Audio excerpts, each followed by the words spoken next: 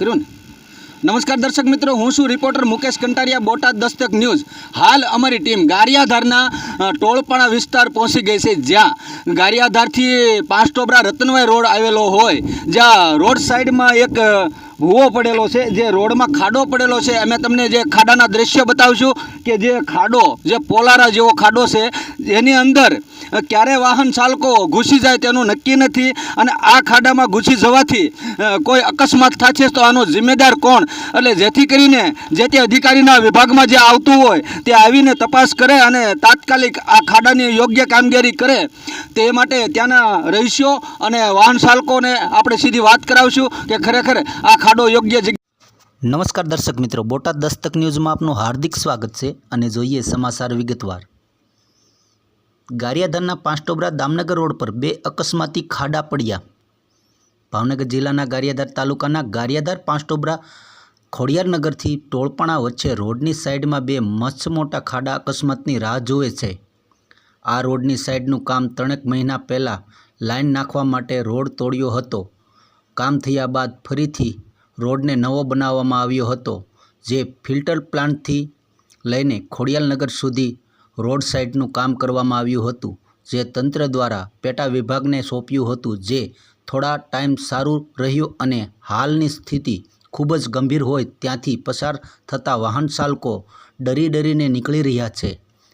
ત્યાં ખાડામાં ક્યાંક પથ્થર ઢાંકવામાં આવ્યો છે તો ક્યાંક જાળા અને ખજૂરીની ડાળીઓ વાહન ચાલકો માટે દેખાડવામાં આવી છે કે અહીં ભયાનક ખાડો છે, સાઈડમાં ચાલો।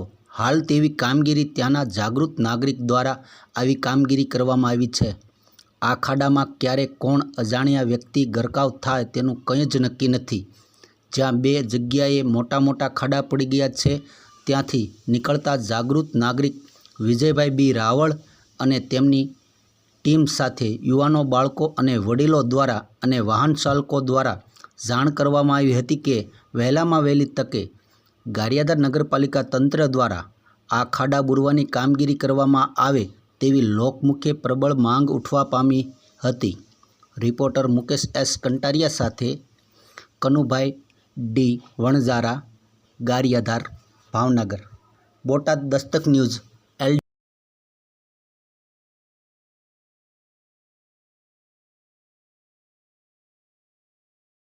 શું આપનું નામ?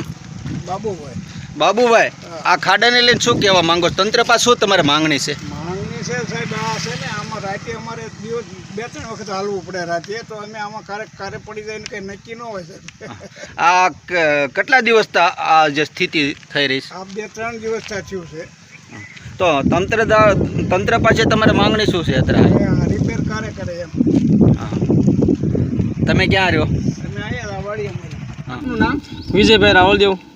શું વિજયભાઈ, શું સમસ્યા છે? હું ગારિયાધારથી મારા ઘર બાજુ ટોળપાડ વિસ્તારમાં જતો હતો, આ ખાડો હું ભાળી ગયો।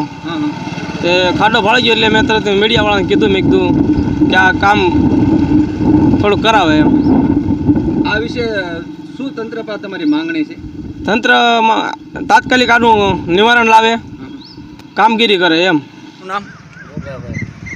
શું સમસ્યા છે? કેટલા સમયથી આ ખાડો છે?